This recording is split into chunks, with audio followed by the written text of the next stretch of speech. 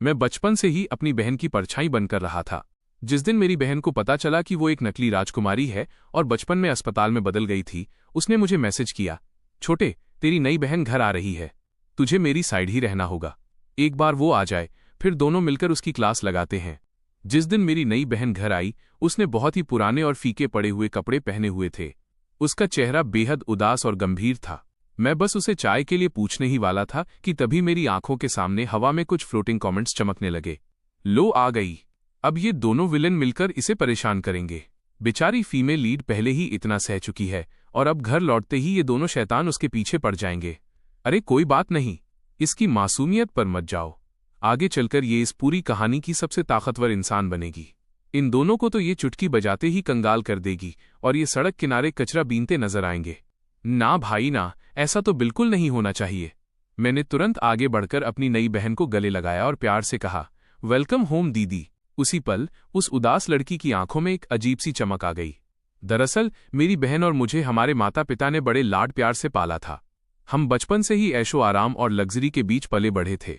हर कोई हमारी बॉन्डिंग से जलता था। हमारा परिवार बहुत अमीर था और हर साल हमारे विला में ग्रैंड बर्थडे पार्टीज होती थी। खासकर मेरी बहन लूसिया, वो लुक्स, पढ़ाई और टैलेंट हर चीज में परफेक्ट थी। वो पियानो बहुत अच्छा बजाती थी और हर मामले में अव्वल थी। बचपन से ही दूसरे पेरेंट्स अपने बच्चों को उसी की मिसाल दिया करते थे। और मैं तो बस उसका छोटा सा चेला था। जब उसे स्कूल के हैंडसम लड़के पर क्रश हुआ तो मैंने उसके लव लेटर्स पहुंचाए। जब उसने क्लास बंक की तो मैंने उसे बचाया। और जब उसका होमवर्क करने का मन नहीं होता था तो मैं पूरी रात जागकर उसका काम पूरा करता था। क्योंकि मैं ली परिवार का गोद लिया हुआ बेटा था, इसलिए मेरी बहन बचपन में मुझे डराया करती थी। वो कहती, तारांकन, इस घर की बॉस मैं हूं। अगर मेरी बात नहीं मानी तो मम्मी पापा से कहकर तुझे वापस अनाथालय भिजवा दूंगी। मैं उस वक्त इतना डर गया था कि रोने लगा। और बस उसी दिन से अनजाने में ही सही, मेरा नेचर दूसरों को खुश करने वाला बन गया। मैं दिन रात लूसिया के आगे पीछे दीदी दीदी करता घूमता रहता था ताकि वो खुश रहे। फिर एक दिन मेरी बहन ने मुझे फिर से उस स्कूल के हैंडसम लड़के के लिए नाश्ता लाने को भेजा। मैं आधा रास्ता तय कर ही चुका था कि उसका एक मैसेज आया, हे छोटे, तुझे मेरी हेल्प तो करनी ही चाहिए। तुझे पता है ना, मैंने अपने सारे पॉकेट मनी उस लड़के के गिफ्ट्स में उड़ा दिए हैं। तो तेरे डिलीवरी के पैसे मैं बाद में दूंगी, कल भी उसके लिए नाश्ता ले आना। और हाँ, तेरी नई बहन घर आ रही है, तुझे मेरी तरफ रहना है। एक बार वो आ जाए, फिर दोनों मिलकर उसे बताते हैं कि यहाँ का असली बॉस कौन है। और सच में जैसे ही मैं घर पहुंचा, मैंने देखा कि मम्मी एक अनजान लड़की को साथ लेकर आ रही थीं।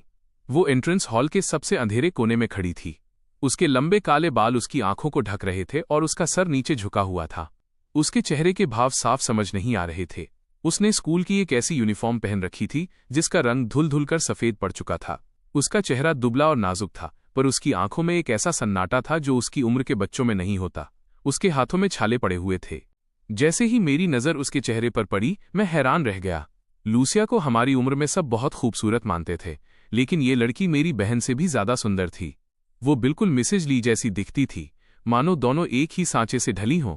उसके फीचर्स इतने तीखे और शानदार थे कि उसकी खूबसूरती एक अलग ही लेवल की थी।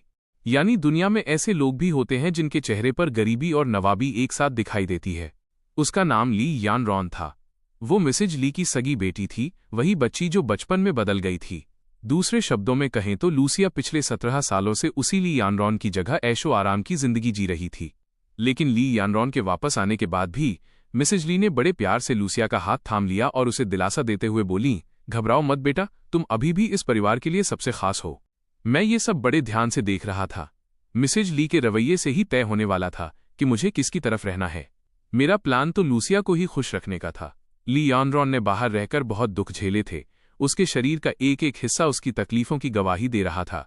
फिर भी उसकी आंखों में एक भेड़िया जैसी तेजी थी। वो एक शब्द भी नहीं बोली। वो बस चुपचाप मिसेज ली को तब तक घूरती रही जब तक कि मिसेज ली के रोंगटे खड़े नहीं हो गए। इसके बाद ही मिसेज ली ने आगे बढ़कर उसे गले लगाया और कहा, मुझे माफ कर दो बेटा, तुमने इतने सालों में बहुत दुख झेले हैं। ये देखकर लूसिया ने एक ठंडी सी हंसी हंसी और बोली, तारांकन मम्मी, असली परिवार तो आप दोनों ही हैं। अब जब आप मिल गए हैं तो मैं चली जाती हूँ। जहां मिसेज ली की नजर नहीं पड़ रही थी, वहां लूसिया ने ली यानरॉन को देखकर अपनी भौहें मटकाईं और एक घमंडी मुस्कान दी। ली यानरॉन एकदम बेपरवाह और शांत खड़ी रही, मानो उसे इस बात से कोई फर्क ही न पड़ता हो कि मिसेज ली उससे प्यार करती हैं या नहीं। लेकिन सिर्फ मैंने ही उसके चेहरे पर छिपे उस अकेलेपन को महसूस किया था।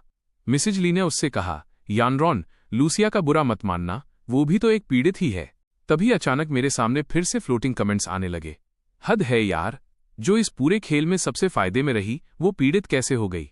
लूसिया ने उसकी जगह 17 साल तक ऐश की, जबकि ली यानरॉन उस जालिम इंसान के साथ फंसी रही, दिन रात काम करती रही और रोज मार खाती रही। अगर इसे पीड़ित होना कहते हैं तो भाई मुझे भी ऐसा ही पीड़ित बनना है। ली यानरॉन चुप रही। शायद मिसेज ली को भी थोड़ी सी ग्लानि महसूस हुई, इसलिए उन्होंने मेरा हाथ पकड़ा और मुझे ली यानरॉन के पास ले गईं। चलो, अच्छे बच्चे की तरह इन्हें दीदी कहो। लूसिया ने मुझे चुटकी काटी और आंख मारते हुए इशारा किया। जब भी मेरी बहन किसी को परेशान करना चाहती थी तो हमला करने वाला पहला इंसान हमेशा मैं ही होता था।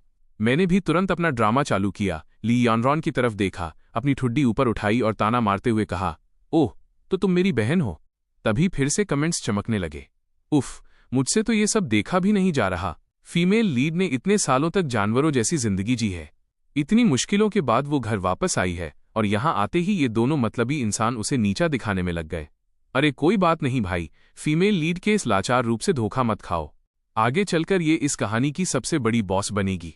इन दोनों शैतानों को तो ये चुटकी बजाते ही कंगाल कर देगी और ये सड़क किनारे कचरा बीनते नजर आएंगे। कंगाल होना? सड़क पर कचरा खाना? ना बाबा ना, बिल्कुल भी नहीं। मैंने लूसिया को खुश रखने में अपनी आधी जिंदगी लगा दी थी। इतनी मेहनत से मैंने अपनी अच्छी जिंदगी बनाई थी, तो अब खुद को बचाना ही पड़ेगा। मैंने तुरंत अपना टोन बदला, ली यानरॉन के पास गया और अपने हाथ फैलाकर उसे गले लगा लिया। तारांकन, ये दीदी तो कितनी सुंदर है। मुझे तो ये बहुत पसंद आई। मेरा नाम ली फेई है। वेलकम होम दीदी। वो लड़की बिल्कुल सुन्न रह गई। फिर मैंने ली यानरॉन का हाथ थामा और उसे सीधे खाने की टेबल की तरफ ले गया। तारांकन दीदी, आप तो बहुत पतली हो, ऐसे काम नहीं चलेगा। अब खाना लग चुका है तो आपको दबाकर खाना पड़ेगा। यह देखकर कमेंट्स करने वाले हैरान रह गए। अरे ये क्या हो रहा है? क्या इस साइड कैरेक्टर का काम ली यानरॉन को परेशान करना नहीं था? पक्का ये कोई बड़ी साजिश रच रहा है। आखिरकार है तो ये लूसिया का ही चमचा ना। इसने भी ली यानरॉन को नीचा दिखाने में लूसिया का बहुत साथ दिया होगा। खाने की टेबल पर मिसेज ली ने आदत के मुताबिक नौकरानी से सारे स्वादिष्ट पकवान मेरे और लूसिया के आगे रखने को कह दिया। ली यानरॉन के सामने बस वो हरी सब्जियां थीं जो मुझे बिल्कुल पसंद नहीं थीं। तभी मिसेज ली को शायद अपनी गलती का एहसास हुआ। उन्होंने जल्दी से स्वीट एंड सॉर फिश का एक पीस उठाया और ली यानरॉन की कटोरी में रख दिया। यानरॉन, ये मछली बहुत स्वादिष्ट है, थोड़ा और खाओ। ली यानरॉन ने उसे देखा और ठंडे लहजे में कहा, मैं मछली कभी नहीं खाती, मुझे सी फूड से एलर्जी है।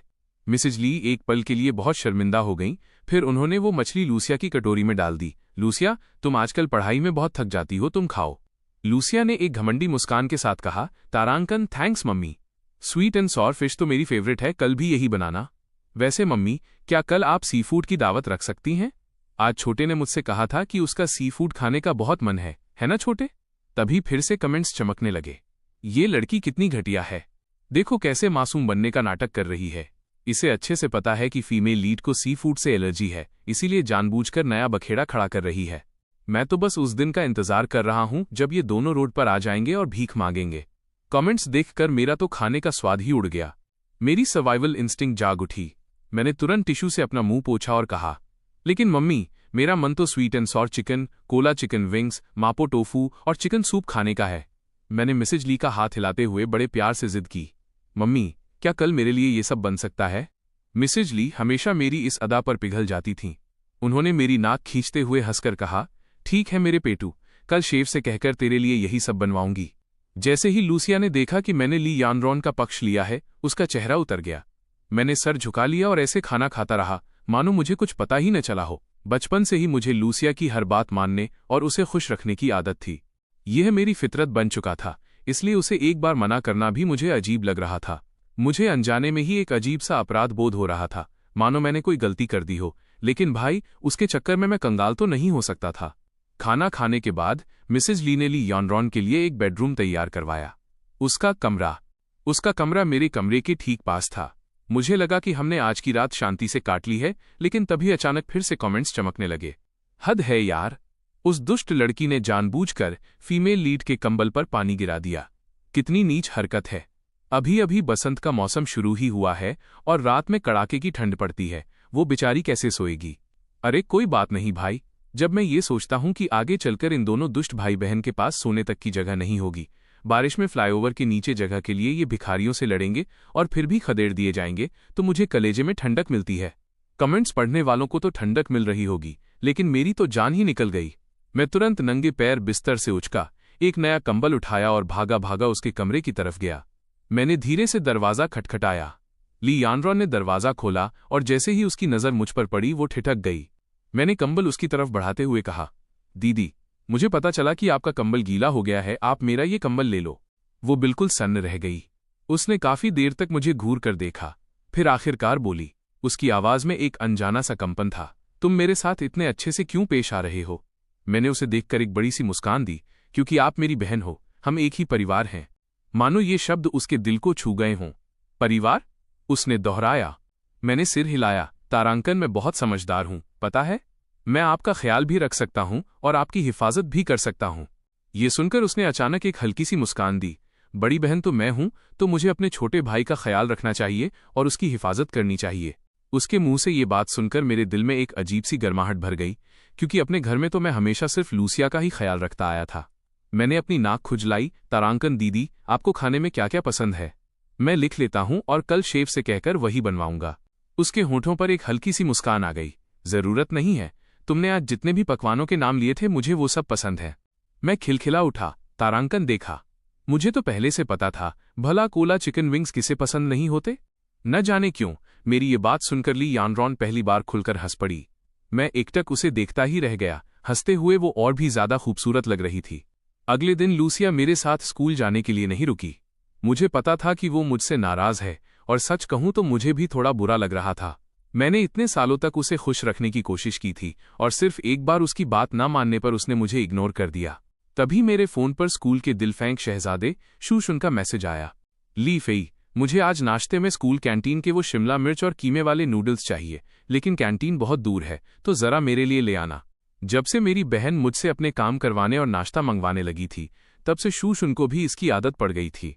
वो तो अब ऐसे ऑर्डर देने लगा था मानो ये उसका हक हो। मेरा मन तो किया कि लिखूं, खुद जाकर खरीद ले, लेकिन थोड़ा सोचने के बाद मैंने वो मैसेज मिटा दिया और लिखा, ठीक है। सच तो ये है कि मुझे शूशुन बिल्कुल पसंद नहीं था।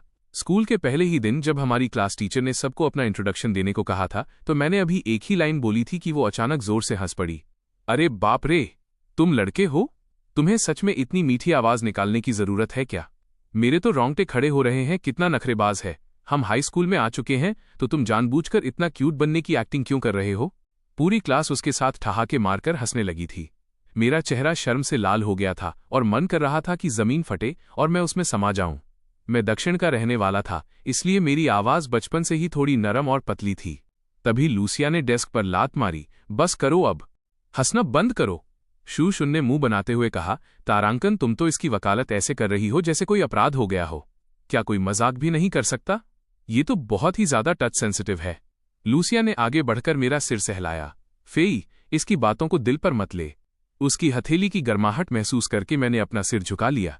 लेकिन लूसिया, तू बाद में इस लड़के को पसंद कैसे करने लगी? भले ही लूसिया बचपन में मुझे बार बार अनाथालय वापस भेजने की धमकी देती थी, लेकिन इतने सालों तक उसे खुश रखने की मेरी कोशिशों के बाद वो सच में मेरे साथ बहुत अच्छा बर्ताव करने लगी थी। मुझे लो ब्लड शुगर की बीमारी थी और मैं अक्सर टॉफी लाना भूल जाता था। सुबह तीसरे पीरियड के बाद मुझे चक्कर आने लगते थे। बस तभी से वो बिना किसी झंझट के हमेशा अपनी जेब में ढेर सारी ऑरेंज कैंडीज रखने लगी थी। जब भी मैं टॉफी लाना भूल जाता, वो मेरे पास आती, संतरे वाली टॉफी का रैपर छीलती, उसे मेरे मुंह में डालती और मुस्कुराते हुए कहती, तारांकन बुद्धू कहीं का, हमेशा भूल जाता है, बड़ा परेशान करता है मुझे। सच तो ये था कि मैंने बहुत पहले ही टॉफी लाना भूलना छोड़ दिया था, लेकिन मैं सिर्फ इसलिए भूलने का नाटक करता था क्योंकि मुझे अपनी बहन के लाड प्यार भरे वो अनमोल पल बहुत पसंद थे। फिर शूशुन उसके बगल में बैठकर चहकने लगी, लूसिया, तू क्या कोई ब्रदर फेनेटिक है जो हर वक्त भाई भाई करती रहती है? बस उस दिन के बाद से लूसिया मेरे लिए कभी टॉफी नहीं लाई। उसकी जेबों में अब ऑरेंज कैंडीज नहीं, बल्कि शूशुन के खोए हुए ईयरफोन्स रहने लगे। उसने अपना सारा सब्र शूशुन पर लुटा दिया। जब वो उसे पढ़ाती तो शूशुन के नखरों पर मुस्कुराती रहती। उसने एक डायरी में शूशुन की पसंद नापसंद लिख रखी थी। हर त्योहार पर वो उसके लिए गिफ्ट्स तैयार करती। उसने मुझसे शूशुन तक लव लेटर्स पहुंचवाए, मुझसे उसके लिए नाश्ता मंगवाया। मुझे लगा शायद वो भूल गई थी कि मुझे शूशुन बिल्कुल पसंद नहीं था। अपनी बहन की नफरत से बचने के लिए मुझे न चाहते हुए भी शूशुन को खुश करना पड़ा। मैंने ऐसा नाटक किया मानो मैं उससे नफरत नहीं करता और उसके करीब जाने की कोशिश करने लगा। लेकिन हाल ही में मुझे लगा कि अब मैं और नाटक नहीं कर पाऊंगा। संतरे वाली टॉफी की वो मिठास बहुत पहले ही गायब हो चुकी थी और मुंह में बस एक कड़वा स्वाद रह गया था। वो मिठास अब सच में बहुत दूर की बात लग रही थी। मैं बहुत दूर तक दौड़कर गया और आखिरकार शू शुन के लिए नाश्ता ले आया। शू शुन ने एक बड़ी सी मुस्कान के साथ उसे थाम लिया। तारांकन, थैंक यू सो मच। मैं तुम्हें हर बार परेशान करती हूँ, रियली सॉरी।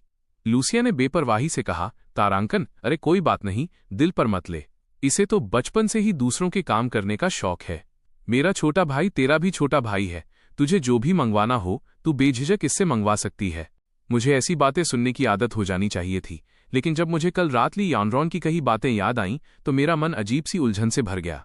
उसने कहा था कि बड़ी बहन को अपने छोटे भाई का ख्याल रखना चाहिए और उसकी रक्षा करनी चाहिए। शायद मेरी बहन बाकी लोगों की बहनों से अलग थी। क्लास की घंटी बजी और ली यानरॉन ने क्लास में कदम रखा। मेरे पापा ने उसे हमारी ही क्लास में एडमिशन दिलवा दिया था। उसने अब एक साफ सुथरी नई यूनिफॉर्म पहन रखी थी। उसकी आगे की लटें थोड़ी काट दी गई थीं, जिससे उसकी खूबसूरत भौहें और आंखें साफ दिखाई दे रही थीं। अब वो कल की तरह उदास और गंभीर नहीं लग रही थी। बिना किसी अतिशयोक्ति के कहूं तो वहां खड़ी वो इतनी खूबसूरत लग रही थी कि उसके बाल तक चमकते हुए महसूस हो रहे थे। ऐसी लड़की को तो स्कूल में सबका चहेता होना चाहिए था, लेकिन लूसिया ने सुबह ही सबको ताकीद कर दी थी कि कोई भी उसके साथ नहीं बैठेगा। इसलिए जब टीचर ने पूछा कि इसके साथ कौन बैठना चाहेगा तो फिर से कमेंट्स आने लगे। अरे, क्या ये छोटा भाई सच में विलन है? ये इतना प्यारा और सीधा क्यों लग रहा है? मुझे तो ये बहुत अच्छा बच्चा लग रहा है। अरे भाई, ये सब दिखावा है। ये बंदा बचपन से ही एक्टिंग करने में उस्ताद है। फीमेल लीड, तू इसकी इस नौटंकी के झांसे में मत आना। तभी पास वाले एक क्लासमेट ने झुककर मुझसे पूछा, ली फेई, क्या ये भी तेरी बहन है? लूसिया ने एक ठंडी हंसी हंसते हुए कहा, तारांकन, किस बात की बहन? हमारा तो खून का रिश्ता भी नहीं है। उसने मेरी तरफ एक चेतावनी भरी नजर से देखा। ली यानरॉन ने लूसिया की तरफ देखा तक नहीं। वो सीधे आई और मेरे बगल वाली खाली सीट पर आकर बैठ गई। फिर मेरी तरफ थोड़ा झुककर धीरे से बोली, थैंक यू। इतने करीब से उसका साइड प्रोफाइल देखना मेरे लिए पहली बार था। मेरे मुंह से अचानक निकल गया, आपकी पलकें कितनी लंबी हैं। शायद आज तक किसी ने उसकी इस तरह सीधे तौर पर तारीफ नहीं की थी। उसने तुरंत अपनी नजरें चुरा लीं और उसके कानों के किनारे हल्के से लाल हो गए। वो सच में बहुत क्यूट लग रही थी। मेरे दिल को अचानक एक प्यारी सी छुअन महसूस हुई और एक अजीब सी गुदगुदी होने लगी। मैंने अपने होंठ भींचे और मन ही मन मुस्कुरा दिया। जब लूसिया ने मुझे देखा तो उसकी चिढ़ और बढ़ गई। क्लास खत्म होते ही वो मुझे खींचकर एक खाली गलियारे में ले गई। तारांकन फेई, आखिर मेरी गलती क्या है? तू आजकल हर बात में मेरी मुखालफत क्यों कर रहा है? उसने मेरी पेशानी पर उंगली से मारा। तुझे नई बहन क्या मिल गई? अब तू मुझे अपनी बहन ही नहीं मानता। मैंने दबी आवाज में कहा, मैं बस किसी को दुखाना नहीं चाहता। उसने अपनी भौहें चढ़ाईं। तारांकन, डरपोक कहीं का। अगर तूने उसे दुखा भी दिया तो क्या होगा? क्या उसकी हिम्मत होगी तुझे परेशान करने की? मैं हूं ना तेरे साथ। लेकिन सच तो ये था कि उसने कभी मेरी सही से रक्षा की ही नहीं थी। लूसिया ने नाखुशी में अपनी त्योरियां चढ़ाईं। किसने कहा कि मैं तेरी रक्षा नहीं कर सकती? तभी क्लास की घंटी बजने से हमारी बात बीच में ही छूट गई। मैंने राहत की एक ठंडी सांस ली। यह पीरियड PEOPE का था और सबसे पहला काम 800 मीटर की दौड़ लगाना था। दौड़ के बीच में ही अचानक मेरा लो ब्लड शुगर बढ़ गया। मेरी आंखों के आगे अंधेरा छा गया। टांगों ने जवाब दे दिया और मैं सीधे ट्रैक पर बुरी तरह गिर पड़ा। क्लासमेट्स तुरंत चिल्लाते हुए मेरी तरफ भागे। मेरी पैंट घुटने के पास से फट गई थी और जख्म से लगातार खून बह रहा था। मैंने दर्द से एक तीखी सांस खींची। दर्द इतना तेज था कि मुझसे खड़ा भी नहीं हुआ जा रहा था। लूसिया तुरंत मेरे पास बैठी। तारांकन, ज्यादा दर्द हो रहा है क्या? चल, मैं तुझे फर्स्ट एड रूम ले चलती हूँ। तभी शू शुन ने मेरी चोट को देखा और एक ताना मारते हुए हंसी। तारांकन, अरे यार, इतना ड्रामा करने की क्या जरूरत है? जरा सी खरोंच ही तो आई है, इतना बखेड़ा क्यों खड़ा कर रही हो? लूसिया, अगर तू इसे ऐसे ही सिर पर चढ़ाकर रखेगी ना तो इसे शहजादों वाली बीमारी हो जाएगी। लूसिया फिर से झिझकने लगी, हमेशा की तरह। अब मुझसे और बर्दाश्त नहीं हुआ। मैं चिल्ला पड़ा, तारांकन, लेकिन तू तो रोज इसके पैसों से अपना नाश्ता मंगवाती है। जो ईयरफोन्स तू रोज खो देती है वो इसके पास रखे रहते हैं। हर त्योहार पर तू इसके सामने नखरे दिखाकर गिफ्ट्स मंगवाती है। जब भी कोई सवाल समझ नहीं आता तो तू मीठी आवाज में दीदी दीदी कहकर इसके पास पहुंच जाती है। तो क्या हुआ? क्या तुझे शहजादों वाली बीमारी नहीं है? लूसिया ने तुरंत अपनी आवाज ऊंची करके मुझे रोका। फेई, तू बहुत ज्यादा बोल रहा है। कुछ सेकंड बाद उसने एक ठंडी सांस ली और मुझे सहारा देने के लिए आगे बढ़ी। शूशुन का कोई गलत इरादा नहीं था, तू बात को दिल पर मत ले। मैंने झटके से उसका हाथ छटक दिया। ऐसा क्यों है कि वो कुछ भी कहे? तुझे लगता है कि उसकी कोई बुरी नीयत नहीं है, लेकिन जैसे ही मैं मुंह खोलता हूं मैं ही बुरा बन जाता हूं। तू हमेशा उसी की साइड क्यों लेती है? दीदी, तू तो मेरी बहन है ना? तू मेरे साथ बहुत नाइंसाफी कर रही है। मैंने बेतहाशा अपने आंसू रोकने की कोशिश की। मेरी आंखें दर्द से जल रही थीं, लेकिन फिर भी आंसू छलक ही पड़े। मैंने लूसिया को कभी अपने असली जज्बात नहीं दिखाए थे। वो बिल्कुल सन्न रह गई। एक पल के लिए तो उसे समझ ही नहीं आया कि क्या करे। फिर उसने झिझकते हुए हाथ आगे बढ़ाया और मेरे आंसू पोंछने की कोशिश की। शूशुन पास ही खड़ी थी। उसका मुंह हैरानगी से थोड़ा खुला का खुला रह गया था। तारांकन, क्या ये सच में इतनी बड़ी बात है? किसी ने बस एक ऐसी बात कह दी जो तुम्हें पसंद नहीं आई और तुम रोने लगे? कोई लड़का इतना नाजुक कैसे हो सकता है? मैंने अपनी पूरी जिंदगी में उनके सामने कभी रोया नहीं था। मैंने पलटकर जवाब देने की कोशिश की, लेकिन रोते वक्त इंसान के मुंह से कोई शब्द ही नहीं निकलता। तभी ली यानरॉन भीड़ को चीरती हुई आगे आई। बिना कोई फालतू बात किए उसने मुझे सहारा देकर खड़ा किया और बहुत प्यार से बोली, संभलो, मैं तुम्हें फर्स्ट एड रूम ले चलती हूं। जब वो मेरे करीब आई तो मुझे पुदीने की एक भीनी सी खुशबू महसूस हुई। जमीन पर बैठी लूसिया की आंखें फटी की फटी रह गईं। हम अभी कुछ ही कदम चले थे कि शूशुन जोर से हंस पड़ी। तारांकन, अरे बाप रे, तुम दोनों का तो खून का रिश्ता भी नहीं है। अगर तुम इसका इतना ख्याल रखोगी तो कहीं इसे तुमसे प्यार न हो जाए। ली यानरॉन ने उसे एक तीखी नजर से देखा। तारांकन, इससे तुम्हारा क्या लेना देना? क्या तुम्हें किसी ने नहीं बताया कि अगर सही से बोलना ना आए तो चुप रहना ही बेहतर होता है? शूशुन का चेहरा उतर गया। ये पहली बार था जब मुझे एहसास हुआ कि ली यानरॉन को कितना खतरनाक गुस्सा आता है। जब वो किसी के पीछे पड़ जाती थी तो एक भेड़िए की तरह बन जाती थी। कोई ताज्जुब नहीं कि आगे चलकर वो लूसिया और मुझे सड़क पर ला पटकने वाली थी। शायद मैंने कभी इस बात पर ध्यान ही नहीं दिया था, क्योंकि जब भी ली यानरॉन मुझसे बात करती थी तो अनजाने में ही सही उसकी आवाज़ हमेशा नरम हो जाती थी। मैं अचानक ठिठक गया। तो क्या किसी का पसंदीदा होने का एहसास ऐसा होता है? ली यानरॉन मुझे फर्स्ट एड रूम ले गई। जब नर्स ने मेरी चोट पर दवा लगाई तो मेरे मुंह से एक हल्की सी सीसकारी निकल गई। ली यानरॉन ने मेरा हाथ थाम लिया। अगर दर्द हो तो मेरा हाथ दबा लो। मैंने उसे देखा। यानरॉन दीदी, क्या आपको लगता है कि मैं बहुत मुसीबत खड़ी करता हूं? ली यानरॉन मुस्कुराई। तारांकन, बिल्कुल नहीं, बल्कि मैं तो चाहती हूं कि तुम मुझे और परेशान करो। मैंने दबी आवाज में कहा, थैंक यू दीदी। लगातार कई दिनों तक मैंने लूसिया को भाव ही नहीं दिया। डिनर टेबल पर जब वो मेरी कटोरी में खाना डालती तो मैं उसे हाथ तक नहीं लगाता था। जब मैं अपने कमरे में आ जाता तो वो दरवाज़ा खटखटाती, लेकिन मैं खोलता ही नहीं था। एक रात जब मैं सोफे पर दुबक कर मूवी देख रहा था तो लूसिया खरगोश वाला सॉफ्ट टॉय हाथ में लिए मेरे सामने घुटनों के बल बैठ गई। फिर उसने खिलौने की आवाज़ निकालकर बहुत मीठे अंदाज में कहा, छोटे, अब गुस्सा थूक भी दो ना प्लीज। मैंने बेजार सा मुंह बनाकर उस टॉय को परे हटाया। तारांकन दीदी, मेरी उम्र देख रही हो? तुम अभी भी मुझे खिलौने से मनाने की कोशिश कर रही हो? लूसिया मुस्कुराई। तारांकन, तो इसका मतलब तुम्हारा गुस्सा गायब हो गया? तुम तो बचपन की तरह आज भी बहुत जल्दी मान जाते हो। मैंने अपना मुंह खोला और आखिरकार खुद को पूछने से रोक नहीं पाया, दीदी, क्या तुम शूशुन को पसंद करना बंद नहीं कर सकती? लूसिया ने बेबसी से मुझे देखा। तारांकन, फेई, शूशुन का वो मतलब नहीं था। वो बस कभी कभी बिना सोचे समझे बोल देती है। तू उसकी बात को इतना दिल पर मत ले। वो चोट लगने पर तिलमिला गई और उसने अपनी त्योरियां चढ़ा लीं। तेरा गुस्सा आजकल इतना खराब क्यों हो गया है? लेकिन जब उसने देखा कि मेरी आंखें फिर से लाल हो रही हैं तो वो रुकी और एक ठंडी सांस ली। तारांकन, ठीक है भाई, मैं कल उससे बात करूंगी और बोलूंगी कि आगे से ऐसा बर्ताव न करे। अब ठीक है ना? चल, अब मान भी जा, मुझसे ऐसे मुंह मत मोड़। मैंने देखा कि वो मुझे मनाने की कितनी कोशिश कर रही थी। मेरी नाक भिनभिना उठी और आंखें फिर से डबडबा गईं। आखिरकार वो मेरी बहन ही तो थी, वही बहन जो 18 सालों से मेरे साथ रही थी। मैं चाहकर भी उससे पूरी तरह मुंह नहीं मोड़ पा रहा था। मैंने अपने होंठ भींचे, तो फिर कल मेरे लिए संतरे वाली टॉफी लेकर आना। लूसिया मुस्कुराई। तारांकन, ठीक है मेरे पेटू, मैं ले आऊंगी। इसके बाद कुछ दिनों तक वो रोज मेरे लिए टॉफी लाना याद रखती रही। ऐसा लगा मानो जिंदगी फिर से पुरानी राह पर लौट आई हो। अब वो मुझसे शूशुन के लिए नाश्ता लाने को नहीं कहती थी, बल्कि खुद ही उसके लिए नाश्ता ले जाती थी। ऐसा लगता था जैसे उसके दिल में शूशुन के लिए भी कोई एहसास जुर्म हो। फिर वीकेंड पर शूशुन ने सोशल मीडिया पर एक पोस्ट डाली जिसमें वो मेरी बहन की दी हुई घड़ी फ्लॉन्ट कर रही थी। वो एक बेहद महंगी घड़ी थी और कैप्शन में लिखा था, चलो अब जब ऐसी बात है तो मैं अपना बड़ा दिल दिखाकर उस किसी खास इंसान को माफ करती हूँ। मैं उस पोस्ट को काफी देर तक एकटक घूरता रहा। क्या वो खास इंसान मैं था? क्या लूसिया ने मेरी तरफ से उससे माफी मांगी थी? लूसिया ने शूशुन से आखिरकार क्या कहा होगा? क्या उसने कहा होगा कि मैं नासमझ हूं? क्या उसने कहा होगा कि मेरी वजह से शूशुन को तकलीफ हुई, इसलिए वो मेरी तरफ से उसकी भरपाई कर रही है? ऐसा लगा जैसे किसी ने मेरे दिल को जोर से भींच लिया हो। सीने पर इतना भारी दबाव महसूस हुआ कि सांस लेना भी दूभर हो गया। जब उसने मुझे मनाया था तो बस उस पुराने खिलौने के साथ घुटनों के बल बैठकर 2 मीठे बोल बोल दिए थे, जैसे किसी जिद्दी बच्चे को बहलाया जाता है। लेकिन शूशुन के लिए उसने इतनी महंगी घड़ी देकर माफी मांगी थी। सिर्फ माफी का एक शब्द सुनने के लिए वो उसे खुश करने में लगी हुई थी। तो ये बात थी, मेरी तकलीफ की उसके लिए कोई कीमत ही नहीं थी। जो प्यार और लाड प्यार वो मुझे दिखाती थी, शूशुन के सामने आते ही वो सब हवा में उड़ जाता था। आखिर क्यों? मैं ही तो उसका सगा छोटा भाई था। अगले दिन ब्रेक के दौरान जब मैं गलियारे से गुजरा तो मैंने देखा कि लूसिया फिर से शूशुन को पढ़ाई करने के लिए मना रही थी।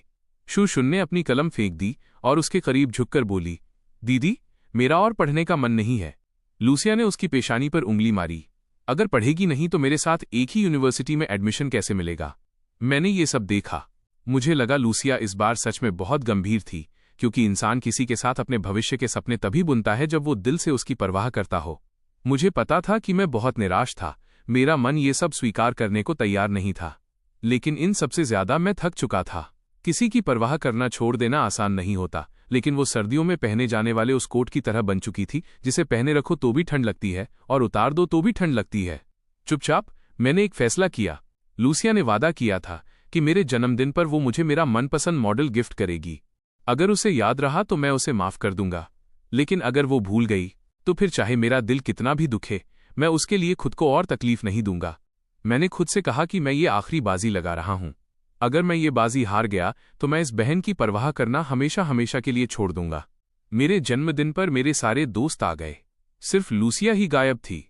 क्योंकि मैं उसका इंतजार कर रहा था, इसलिए मैं केक काटने का वक्त बार बार टालता जा रहा था।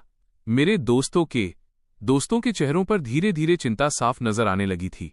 पार्टी के बीच में जब मुझसे और बर्दाश्त नहीं हुआ तो मैं चुपके से छत के एक कोने में गया और उसे फोन लगाया। काफी देर तक किसी ने फोन नहीं उठाया। दिल में उम्मीद दबाए मैंने कई बार और कॉल किया। न जाने कितनी देर बाद आखिरकार कॉल पिक हुआ, लेकिन फोन पर शूशुन की आवाज आई, तारांकन। हाँ बोल, क्या बात है? मैं ठिठक गया। उसका फोन तेरे पास क्या कर रहा है? शूशुन खींचती हुई बोली, तारांकन, हाँ मेरे पास है। तो क्या हुआ? मैं कुछ सेकंड तक चुप रहा। तभी लूसिया ने उससे फोन ले लिया और उसकी नरम आवाज सुनाई दी, छोटे, क्या बात है? मैंने अभी मुंह खोला ही था कि शूशुन ने बीच में ही बात काट दी, तारांकन सब तेरी गलती है। मैंने कहा भी था कि जरूरत नहीं है, लेकिन तू जबरदस्ती मेरे साथ जश्न मनाने आ गई। अब जल्दी से अपने छोटे भाई को सफाई दे। लूसिया का ध्यान तुरंत उसकी तरफ चला गया। उसकी आवाज में एक ऐसी खुशी थी जिसे वो छिपा नहीं पा रही थी। तारांकन छोटे, मैं तुझे एक बात बताती हूँ। शूशुन के दूसरे मॉक टेस्ट में बहुत अच्छे नंबर आए हैं। उसके मार्क्स मुझसे बस थोड़े ही कम हैं, इसलिए मैं उसके साथ जश्न मना रही हूँ। शूशुन ने एक बेपरवाह सी हंसी हंसते हुए कहा, इस बार तो बस इत्तेफाक था, अगली बार तो मैं तुझे पक्का हरा दूंगी। उसका ये घमंडी नखरा देखकर लूसिया हंस पड़ी। तारांकन, अच्छा, तो फिर अगली बार से मैं तुझे पढ़ाऊंगी ही नहीं। कोई बात नहीं, तू मदद नहीं भी करेगी तो भी अगली बार मैं तुझसे नहीं हारने वाली। अच्छा जी, देखते हैं। दोनों एक दूसरे के साथ ऐसे मजाक करने में लगी थी मानो दुनिया में कोई और हो ही नहीं। वो मुझे पूरी तरह भूल चुकी थी। काफी देर बाद लूसिया को अचानक याद आया कि मैं अभी भी लाइन पर हूँ। ओ हाँ छोटे, तूने फोन क्यों किया था? मैंने अपने होंठ भींचे। तारांकन दीदी, क्या तुम भूल गई? आज मेरा जन्म। इससे पहले कि मैं अपनी बात पूरी करता, शूशुन ने फिर से बीच में टोक दिया, तारांकन लूसिया, अब मैं क्या करूं? मुझे ये सवाल समझ नहीं आ रहा। और एक बार फिर लूसिया ने मुझे नजरअंदाज कर दिया। उसने बड़ी सहजता से शूशुन की किताब ली और मुस्कुराते हुए बोली, देख तो सही तू कितनी बुद्धू है। उन दोनों को एक दूसरे को छेड़ते और हंसते खिलखिलाते देखकर मुझे अचानक एहसास हुआ कि ये सब कितना बेमतलब था। सच में बेहद बेमतलब। छत पर बह रही हवा थोड़ी ठंडी थी, लेकिन उसने मेरा दिमाग बिल्कुल साफ कर दिया था। आखिर क्यों? मैं क्यों उसके पीछे पीछे भागता रहूं? मैं अपनी हर खुशी, गुस्सा, दुख और एहसास उस इंसान के हाथों में क्यों सौंपूं जो मेरी भावनाओं को हमेशा सबसे आखिरी में रखता है? जिस पल मुझे ये बात समझ आई, मेरे दिल का सारा दर्द और निराशा अचानक गायब हो गई। जो थोड़ी सी हिचकिचाहट मेरे दिल में बची थी, उसे मानो वो ठंडी हवा अपने साथ उड़ा ले गई। छोड़ो यार, अब मुझे इस बहन की कोई परवाह नहीं है और न ही अब मैं उसे खुश करने की कोई कोशिश करूंगा। मैंने फोन काट दिया और वापस पार्टी की तरफ मुड़ गया। केक पर लगी मोमबत्तियां अभी भी जल रही थीं। मैंने एक गहरी सांस ली, कमरे में मौजूद अपने दोस्तों के फिक्रमंद चेहरों को देखकर मुस्कुराया और कहा, अब हम और इंतजार नहीं करेंगे, चलो मोमबत्तियां बुझाते हैं। मैंने अपनी आंखें मूंद लीं। मेरे 18वें जन्मदिन की मन्नत बहुत सादी थी। मैं ली फेई, अपनी जिंदगी में हमेशा खुश रहूंगा। मन्नत मांगने के बाद मैंने धीरे से अपनी आंखें खोलीं। न जाने कब ली यानरॉन मेरे सामने आकर खड़ी हो गई थी। उसके हाथों में एक खूबसूरत सा गिफ्ट बॉक्स था। अपनी नरम आंखों और प्यारी सी मुस्कान के साथ उसने वो बॉक्स मेरी तरफ बढ़ाया। ये तुम्हारे लिए है। जैसे ही मैंने उसे खोला, मैं दंग रह गया। अंदर वही मॉडल था जिसे मैं दुकान के शोकेस से बार बार एकटक घूरता रहता था। मैंने आंखें उठाकर उसकी तरफ देखा। आपको कैसे पता चला? तुम रोज स्कूल के बाद कुछ देर दुकान के बाहर खड़े रहते थे। मैंने तुम्हें कई बार देखा था। ली यानरॉन प्यार से मुस्कुराई। चांद की रोशनी उसकी आंखों में उतर आई थी, जो इतनी शांत और गहरी लग रही थी, मानो अपने अंदर कोई समंदर समेटे हुए हो। मुझे लगा तुम्हें ये शायद पसंद होगा। मेरे दिल में अचानक एक हलचल सी हुई और एक मीठी सी गर्माहट भर गई। तो दुनिया में ऐसे लोग भी होते हैं जो आपकी आंखों में छिपी खामोशी को पढ़ लेते हैं, जो उन अनकही ख्वाहिशों को याद रखते हैं जो आपने कभी जुबान से नहीं कही थीं। अचानक मेरा मन भी उसे कुछ देने का किया। मैंने आगे बढ़कर उसे गले लगा लिया। थैंक यू यानरॉन दीदी। ली यानरॉन हैरानी में ठिठक गई। फिर उसने बड़े प्यार से अपना एक हाथ मेरे सिर के पीछे रखा, मानो वो किसी बहुत ही अनमोल चीज को छू रही हो। मैंने उसकी तरफ देखा। तारांकन दीदी, वैसे पढ़ाई में मेरे मार्क्स बहुत अच्छे आते हैं। मैं तो लूसिया से भी बेहतर हूं और सालों से फर्स्ट आता रहा हूं। आप अभी अभी आई हैं, तो अगर पढ़ाई में कुछ समझ ना आए तो मैं आपको पढ़ा सकता हूं। काफी सोचने के बाद मुझे लगा कि पढ़ाई ही अकेली ऐसी चीज थी जिस पर मुझे सच में गर्व था। वो मुस्कुराई और उसने प्यार से मेरे बालों को सहलाया। उसकी गहरी आंखों में एक ऐसा एहसास था जिसे मैं समझ नहीं पाया। ठीक है। जब लूसिया घर लौटी और उसने पार्टी का बिखरा हुआ सामान देखा, तो उसे अचानक याद आया कि आज कौन सा दिन था। उसका चेहरा पीला पड़ गया। उसने ग्लानि भरी नजरों से मेरी तरफ देखा। तारांकन, I am really sorry Fei, मैं भूल गई थी। क्या मैं तेरा गिफ्ट बाद में दे दूं? मैंने अभी अभी शूशन के लिए सेलिब्रेशन गिफ्ट खरीदा है, तो मेरे पास ज्यादा पैसे नहीं बचे हैं। मैंने अपना सिर हिलाया। कोई बात नहीं, अब मुझे नहीं चाहिए। लूसिया पूरी तरह सन्न रह गई। शायद उसे उम्मीद थी कि मैं हमेशा की तरह गुस्सा करूंगा और नखरे दिखाऊंगा, लेकिन मैंने ऐसा कुछ नहीं किया। मेरे चेहरे पर कोई भाव नहीं था। मैं इतना शांत था मानो किसी और की बात कर रहा हूं। लूसिया ने जल्दी से अपनी आवाज नरम की और उसी जाने पहचाने अंदाज में मुझे बहलाने लगी। तारांकन, तो फिर ऐसा करते हैं, मैं तेरे लिए एक प्यारा सा टेडी बियर खरीद देती हूं। वही मेरी तरफ से सॉरी मान ले, ठीक है? मैंने उसकी तरफ देखा और एक एक शब्द पर जोर देकर कहा, मैंने कहा ना, अब मुझे तुमसे कुछ भी नहीं चाहिए। उसे एहसास हुआ कि मुझमें कुछ बदल चुका है। उसने त्योरियां चढ़ाईं। फेई, आज तुझे क्या हो गया है? मैंने कोई जवाब नहीं दिया। मैं मुड़ा और अकेले अपने कमरे में चला गया। अच्छा लग रहा था, यहां तक कि मुझे एक अजीब सी राहत महसूस हो रही थी। वो बहन जो हमेशा शूशुन के बाद मुझे रखती थी, वो बहन जिसके पीछे मैंने अपनी जिंदगी के इतने साल गंवा दिए थे, आखिरकार अब मुझे वो बहन नहीं चाहिए थी। दिल में दबी सारी उम्मीदें, शिकायतें और मलाल उस पल बाहर निकलने का रास्ता खोज चुके थे। वो सब हवा में हल्के होकर उड़ गए। उस दिन के बाद से मैंने लूसिया पर लुटाया जाने वाला सारा लाड प्यार ली यानरॉन पर लुटाना शुरू कर दिया।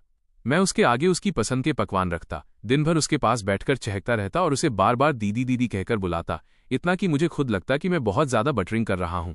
लेकिन ली यानरॉन को मैं कभी भी इरिटेटिंग नहीं लगा। वो हमेशा मुस्कुराकर मुझे जवाब देती। यूं तो उसका स्वभाव काफी ठंडा था। जब कोई और उससे बात करने की कोशिश करता तो वो बहुत रूखा सा जवाब देती थी। लेकिन जब भी वो मेरी तरफ देखती तो उसकी आंखों की चमक आसमान के सितारों से भी ज्यादा तेज हो जाती थी।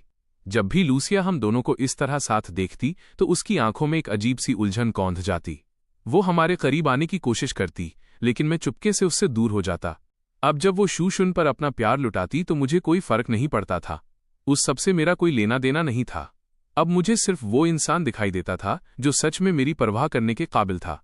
जिस दिन दूसरे मॉक टेस्ट के नतीजे बोर्ड पर लगे, मैं भीड़ को चीरता हुआ आगे बढ़ा और मेरी नज़र सीधे सबसे ऊपर वाले नाम पर पड़ी। वो नाम मेरा नहीं था और लूसिया का तो बिल्कुल भी नहीं था।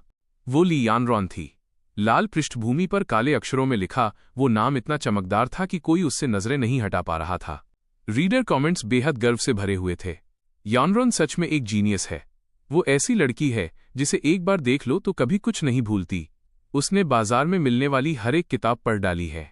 भले ही उस जालिम इंसान ने उसे कभी पढ़ने के लिए किताबें नहीं दिलाई थीं, लेकिन बुकस्टॉप पर रखी किताबों के पन्ने पलटकर ही वो सारे जवाब जान लेती थी। इस बार वही कॉलेज एंट्रेंस एग्जाम में टॉप करने वाली है। इसी वजह से ली परिवार आखिरकार उसे एक नई नज़रों से देखेगा और उसके भविष्य पर ध्यान देगा। मैंने कभी सोचा नहीं था कि ली यानरॉन पढ़ाई में इतनी जबरदस्त होगी। मैंने बिना एक सेकंड गंवाए उसके करीब जाने का फैसला कर लिया। ली यानरॉन? नहीं दीदी, अब से मैं आपके साथ हूं। चाहे कुछ भी हो जाए, मैं इस सोने की खान गोल्डन थाई को नहीं छोड़ूंगा। ली यानरॉन मुस्कुराई। ठीक है, मेरे साथ रहो, मैं तुम्हारी रक्षा करूंगी। और उसने सच में ऐसा किया। उस दिन के बाद से उसने मेरी कमियों को ढूंढने में मेरी मदद की। मेरी कमजोरियों को ध्यान में रखते हुए उसने सिर्फ मेरे लिए खास प्रैक्टिस क्वेश्चन तैयार किए। वैसे तो मेरी पढ़ाई पहले से ही अच्छी थी, लेकिन उसकी मदद से मेरे मार्क्स छलांग लगाकर और ऊपर पहुंच गए। कॉलेज एंट्रेंस एग्जाम से ठीक एक रात पहले यानरॉन ने मुझसे पूछा, तुम कौन सी यूनिवर्सिटी में जाना चाहते हो? मैंने उसे बताया, सबसे बेहतरीन यूनिवर्सिटी में। उसने प्यार से मुस्कुराते हुए कहा, मैं भी? तो फिर हम यूनिवर्सिटी में भी साथ रह सकेंगे। कॉलेज एंट्रेंस एग्जाम के नतीजे आने के दिन ली यानरॉन और मेरे दोनों के मार्क्स बहुत बेहतरीन आए थे। लूसिया का स्कोर इतना अच्छा था कि उसे एक प्रोजेक्ट 2011 यूनिवर्सिटी मिल सकती थी, लेकिन फिर भी वो उसके आम स्तर से काफी कम था। उधर शूशुन का प्रदर्शन बहुत खराब रहा था। वो मुश्किल से फर्स्ट ईयर यूनिवर्सिटीज की कट ऑफ पार कर पाई थी, और सारे कैलकुलेशन करने के बाद भी उसके मार्क्स इतने नहीं थे कि उसे मनपसंद कॉलेज मिल सके। मैंने सुना कि घर पर उसने कई बार गुस्से में नखरे दिखाए। जिस दिन हमें अपने कॉलेज के फॉर्म भरने थे, शूशुन खुद ब खुद हमारे घर आ गई ताकि लूसिया के साथ बैठकर फॉर्म भर सके। जिंदगी में पहली बार लूसिया ने मुझसे मेरी राय पूछी। मैंने मुस्कुराकर कहा, जरूर, मुझे कोई आपत्ति नहीं है। वैसे क्या यही वो इंसान है जिसे तुम पसंद करती हो? न जाने क्यों, लूसिया का चेहरा ये सुनकर कुछ खास अच्छा नहीं लगा। शूशुन लूसिया के ठीक बगल में आकर बैठ गई। जैसे ही उसके मुंह से वो शब्द निकले, ली यानरॉन का और मेरा फोन लगभग एक साथ बज उठा। वो सिंघुआ टिंगहुआ यूनिवर्सिटी के एडमिशन ऑफिस का फोन था। उनकी आवाज बहुत विनम्र लेकिन उत्सुक थी। तारांकन विद्यार्थी, आपके मार्क्स हमारे एडमिशन क्राइटेरिया तक पहुंच चुके हैं, हालांकि अभी हम इसकी पूरी पुष्टि नहीं कर सकते। क्या आप हमारे साथ कोई एग्रीमेंट साइन करने पर विचार करेंगे? हम आपको अर्ली एडमिशन दे सकते हैं। ली यानरॉन और मैंने एक दूसरे की तरफ देखा। हम दोनों की आंखों में मुस्कान साफ झलक रही थी। उसने मुझे देखकर अपनी भौहें उचकाईं और मैं तुरंत उसका इशारा समझ गया। मैंने फोन में बड़े उत्साह से कहा, थैंक यू सर, लेकिन मैं पहले ये सुनना चाहूंगा कि पिंग पिंग यूनिवर्सिटी क्या कहती है। शूशुन के चेहरे की मुस्कान पल भर में गायब हो गई। उसकी आंखों में छिपी ईर्ष्या को छिपाना नामुमकिन था। फिर भी उसने चिंता जताने का नाटक किया। तारांकन फेई, तुम्हें इतनी मेहनत करने की क्या जरूरत है? क्या लूसिया वाली यूनिवर्सिटी में ही जाना अच्छा नहीं रहेगा? फिर तुम उसका और अच्छे से ख्याल भी रख पाओगे। मैंने अपने होंठ सिकोड़े। जरूरत नहीं है, तुम उसका ख्याल रख लेना। इसके बाद मैंने जानबूझकर ली यानरॉन के थोड़ा और करीब झुकते हुए कहा, वैसे भी मेरी जिंदगी में सिर्फ एक ही बहन नहीं है। ली यानरॉन मुस्कुराई और उसने अपना हाथ आगे बढ़ा दिया और मेरे बालों को प्यार से सहलाने लगी। बात तो सही है, मैं ली फेई का पूरा ध्यान रखूंगी। लूसिया ने नाखुशी से उसकी तरफ देखा। तारांकन, तुम किस हक से उसकी बहन बनती हो? मैं 18 सालों से इसके साथ रही हूं, तुम कितने दिनों से हो इसके साथ? ली यानरॉन ने पलटकर उसकी तरफ देखा। तारांकन, लेकिन क्या तुमने कभी उसकी रक्षा की है?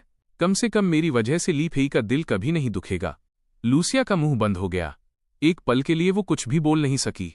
शूशुन ने जानबूझकर दक्षिण की एक ऐसी यूनिवर्सिटी चुनी जो हमारे वाले कॉलेज से हजारों किलोमीटर दूर थी। उसे पता था कि लूसिया भी उसके साथ ही जाएगी। उसने तो सोशल मीडिया पर फ्लॉन्ट करते हुए एक पोस्ट भी डाल दी। अपने मनपसंद इंसान के साथ दक्षिण की यूनिवर्सिटी में जाने का एहसास कैसा होता है? लेकिन मुझे इस बात से रत्ती भर भी फर्क नहीं पड़ा। मैं तो ली यानरॉन के साथ अपनी ग्रेजुएशन ट्रिप की जगहें चुनने में व्यस्त था, पर जिसकी मुझे बिल्कुल उम्मीद नहीं थी वो ये था कि आखिरी वक्त पर लूसिया ने अपनी यूनिवर्सिटी की एप्लीकेशन बदल दी। उसने उस दक्षिणी यूनिवर्सिटी को छोड़ दिया जहां शूशुन जा रही थी और मेरा शहर चुन लिया। मुझे समझ नहीं आया कि अचानक उसे क्या पागलपन सवार हो गया था। यूनिवर्सिटी शुरू होने के बाद ली यानरॉन ने अपने खाली समय में एक बिजनेस शुरू किया। उसके पास बिजनेस का गजब का टैलेंट था और धीरे धीरे उसका बिजनेस ली परिवार के बिजनेस जितना ही सफल हो गया। एक दिन मैंने मुस्कुराकर उससे पूछा, तारांकन दीदी, जब आप बहुत बड़ी बिजनेसमैन बन जाओगी तो क्या मुझे कंगाल करके रोड पर छोड़ दोगी? क्या मुझे भी सड़क किनारे कचरा बीन कर खाना पड़ेगा? जिंदगी में पहली बार वो मुझ पर गुस्सा हुई। उसने आगे बढ़कर हल्के से मेरे गाल खींचे। तारांकन, ये क्या फालतू बातें कर रहे हो? आगे से ऐसा कहा तो देखना। कचरा बीनना? अगर किसी की तुम्हें इस तरह परेशान करने की हिम्मत भी हुई तो मैं पहले उसे उठाकर कुत्तों के आगे फेंक दूंगी। आगे से ऐसा कभी मत सोचना। जब तक मैं यहां हूं तुम्हें जिंदगी में कभी जरा सी भी तकलीफ नहीं होगी। मेरे लिए हैरानी की बात यह थी कि वो इस बात से गुस्सा नहीं थी कि मैंने उसे कोई विलन समझ लिया था, बल्कि वो इस बात से गुस्सा थी कि मैंने अपने लिए इतनी दर्दनाक जिंदगी की कल्पना भी कैसे कर ली। वो मेरा जरा सा भी दुखी होना बर्दाश्त नहीं कर सकती थी। मैंने मन ही मन सोचा, मेरी ये बहन सच में दुनिया में सबसे अच्छी है। ली यानरॉन की इस कामयाबी की वजह से मिसेज ली उसे और ज्यादा तवज्जो देने लगी। उन्होंने परिवार के सारे साधन यानरॉन पर लगाने शुरू कर दिए और धीरे धीरे लूसिया को नजरअंदाज करना शुरू कर दिया। लूसिया को आखिरकार अब एहसास हो रहा था कि नजरअंदाज होने का दर्द कैसा होता है। शायद पहली बार उसे समझ आ रहा था कि जब मैं इतने सालों तक उसे खुश करने की कोशिश करता था तब मुझे कैसा महसूस होता होगा। लेकिन अब तो मैं भी उसे इग्नोर करने लगा था। मेरा सारा ध्यान सिर्फ ली यानरॉन पर था। लूसिया को इस सब की आदत नहीं थी, बिल्कुल भी नहीं, क्योंकि लूसिया पास में ही रहती थी। वो अक्सर मुझसे मिलने मेरे कॉलेज आ जाया करती थी। जब भी आती ढेर सारे स्नैक्स और गिफ्ट्स लेकर आती। एक बनावटी मजाकिया लहजे में मुझसे पूछती कि मैं कैसा हूं, लेकिन हर बार मैं बहुत शांत रहकर बस शुक्रिया कह देता, सामान ले लेता और बात खत्म कर देता। मैं उससे ज्यादा बात नहीं करता था। उसकी आंखों में निराशा साफ दिखने लगी थी, लेकिन फिर भी वो मुझसे मिलने आती रही। सच तो ये था कि अब मेरे पास उसकी परवाह करने की ताकत ही नहीं बची थी, क्योंकि यूनिवर्सिटी आने के बाद मुझे एहसास होने लगा था कि ली यानरॉन के लिए मेरे दिल के एहसास धीरे धीरे बदलने लगे थे। वो और भी ज्यादा होनहार और खूबसूरत होती जा रही थी, और चाहे वो कितना भी पैसा क्यों न कमा ले, वो सारा पैसा मेरे बैंक अकाउंट में ट्रांसफर कर देती थी और कभी थकती नहीं थी। मैं चाहकर भी उसे पूरा खर्च नहीं कर पाता था। सच ही कहा गया है, जवानी के दिनों में आपको कभी किसी ऐसे इंसान से नहीं मिलना चाहिए जो इतना दिलकश हो। मैं हर दिन उसी के बारे में सोचता था। मैं उससे अपने प्यार का इजहार करना चाहता था। जिस दिन मैंने प्रपोज करने का मन बनाया था, उससे ठीक एक दिन पहले मुझे मेरी एक क्लासमेट का लव लेटर मिला। न जाने क्यों मैंने उसे तुरंत नहीं फेंका। मैं बस देखना चाहता था कि बाकी लोग लव लेटर कैसे लिखते हैं, शायद उससे थोड़ा सीख सकूं। लेकिन जैसे ही मैं उसे खोलने वाला था, ली यानरॉन बिना किसी आहट के मेरे पीछे आकर खड़ी हो गई। उसकी भवें तनी हुई थीं। इससे पहले कि मैं कुछ समझ पाता, उसने मेरे हाथ से वो लेटर लिया और बड़े आराम से अपनी जेब में रख लिया। फिर उसने मुझे देखा और बोली, यूनिवर्सिटी में इतनी कम उम्र में तुम्हें डेट करने की इजाजत नहीं है। उसका लहजा काफी गंभीर था, लेकिन ऐसा नहीं लगा कि वो मुझे कोई लेक्चर दे रही हो। ऐसा लग रहा था मानो वो किसी और ही एहसास को छिपाने की कोशिश कर रही हो। मैंने सिर उठाया और उसकी तरफ देखा, एक ऐसे इंसान की बेपरवाह हिम्मत के साथ जिसके पास खोने को कुछ नहीं बचा था। मैंने कहा, ठीक है, मैं किसी और को डेट नहीं करूंगा। मैंने बड़े प्यार से उसके कपड़े का कोना पकड़ा, अपनी आवाज को धीमा किया और कहा, फिर आप भी मुझसे एक वादा कीजिए। मेरा दिल इतनी जोरों से धड़क रहा था मानो अभी बाहर निकल आएगा। तारांकन, वैसे भी हम दोनों का कोई खून का रिश्ता तो है नहीं। क्या आप मुझे थोड़ा सा पसंद कर सकती हैं? बस थोड़ा सा। जैसे ही मैंने यह कहा, मुझे तुरंत पछतावा हुआ। ये बात बहुत ज्यादा डायरेक्ट थी। वो इतनी समझदार और मैच्योर थी, वो तो पक्का मुझे बेवकूफ समझेगी। मैंने अपना सिर झुका लिया और उसके डांटने या मना करने का इंतजार करने लगा। लेकिन जैसा डांट का डर मुझे था, वैसा कुछ नहीं हुआ। कुछ सेकंड बाद यानरॉन ने बड़े प्यार से मेरे सिर को सहलाया। उसका हाथ बहुत हल्का था, लेकिन उससे मेरा पूरा शरीर मानो थम सा गया। जब उसने अपना हाथ नीचे किया तो उसकी आंखों में एक प्यारी सी मुस्कान थी। तारांकन, अरे ओ छोटे बुद्धू, एक बड़ी बहन का अपने छोटे भाई की हिफाजत करना तो बिल्कुल स्वाभाविक है। मुझे कभी एहसास ही नहीं हुआ था कि किसी का सच्चा प्यार इंसान को इतना खुश कर सकता है। बिल्कुल आम और बेमतलब से दिनों में भी ली यानरॉन मेरे लिए छोटे छोटे सरप्राइज तैयार रखती थी। कभी वो किसी स्पोर्ट्स स्टार का पोस्टर होता जिसके बारे में मैं हफ्तों बात करता रहता था, तो कभी बस एक गरम गरम मिल्क टी का कप। वो कितनी भी बिजी क्यों ना हो, मेरे मैसेज का तुरंत रिप्लाई करती थी। मैं जब भी उसे आवाज देता वो हमेशा हाजिर रहती। यहां तक कि जो तैरते हुए कमेंट्स, फ्लोटिंग कमेंट्स मुझे दिखते थे, वो भी अब इस बदली हुई कहानी को स्वीकार करने लगे थे। वाह, ये कितना प्यारा है। मुझे लगता है कि ये सबसे बेहतरीन एंडिंग है। विलन फीमेल लीड ने नफरत के जाल में अपनी जिंदगी बर्बाद नहीं की, बल्कि उसे कोई ऐसा मिल गया जिसकी वो हिफाजत करना चाहती थी। वो आखिरकार दलदल से बाहर निकल आई और एक प्यारी बड़ी बहन बनना सीख गई। कमेंट्स अभी भी मेरी आंखों के सामने तैर रहे थे, लेकिन अब उनमें कोई कड़वाहट या आरोप नहीं थे। पूरी स्क्रीन ढेर सारी शुभकामनाओं और दुआओं से भरी हुई थी। मैंने कैंपस के बाहर एक बड़ा सा मकान किराए पर ले लिया था। ली यानरॉन को चिंता रहती थी कि अकेले रहते हुए मैं ठीक से खाना पीना नहीं खाऊंगा, इसलिए वो अक्सर मेरे रोजमर्रा के कामों और खाने पीने का ख्याल रखने आ जाती थी। एक दिन लूसिया फिर से ढेर सारे गिफ्ट्स लेकर मुझसे मिलने आई। गलती से उसने मुझे और ली यानरॉन को कृत्रिम झील, आर्टिफिशियल लेक के किनारे हंस हंसकर बातें करते देख लिया। उसका पूरा शरीर मानो जम गया। उसके हाथों में रखे स्नैक्स और फल एक जोरदार धमाके के साथ जमीन पर गिर पड़े और इधर उधर रोल होने लगे। अगले ही दिन वो मुझसे अकेले में मिलने आई और सीधे मुद्दे पर आते हुए बोली, तारांकन भई, ली यानरॉन कोई अच्छी इंसान नहीं है। मेरी बात सुनो। जिस पल मैंने उसे देखा था, मुझे तभी समझ आ गया था कि वो वैसी बिल्कुल नहीं है जैसी मासूम दिखती है। उसका दिल साजिशों से भरा हुआ है। तुम्हें पता है उसने क्या किया? उसने चुपके से सबूत इकट्ठा किए कि उसके दत्तक पिता, अडॉप्टिव फादर, जुआ खेलते थे, भारी ब्याज पर कर्ज लेते थे और यहां तक कि कंस्ट्रक्शन मटेरियल के पैसों का गबन करते थे। फिर उसने सारे सबूत पुलिस को सौंप दिए और खुद अपने पिता को जेल भिजवा दिया। खुद सोचो, जो लड़की अपने बाप के साथ इतनी बेरहम हो सकती है, उसकी साजिशें कितनी गहरी होंगी। मैंने उसकी बात बीच में ही काट दी। मेरी आवाज बिल्कुल शांत थी। एक बड़ी बहन के नाते, क्या तुमने कभी सच में मेरी परवाह की? उसने गहरी त्योरी चढ़ाई। उसकी आवाज नरम पड़ गई, लेकिन उसमें एक घबराहट थी। बिल्कुल, मैं तेरी परवाह करती हूं। मैंने उसे देखा। मेरी नजरें बिल्कुल साफ थीं। तारांकन, तुम जानती थी कि मुझे शूशुन से नफरत है ना? फिर भी तुमने मुझसे उसके लिए नाश्ता क्यों मंगवाया? क्या इसलिए कि बहुत वक्त बीत गया था और तुम भूल गई थी कि मुझे वो पसंद नहीं है? या तुमने जानबूझकर भूलना चुना? या शायद तुम्हें लगता था कि मेरी भावनाओं की कोई अहमियत ही नहीं है, क्योंकि तुम चाहे कुछ भी कर लो, मैं कभी गुस्सा नहीं होऊंगा। सच तो ये है कि तुम सिर्फ अपने आप में ही खोई हुई थीं। अच्छे इंसान बनने का नाटक बंद करो, ये तुम पर शोभा नहीं देता।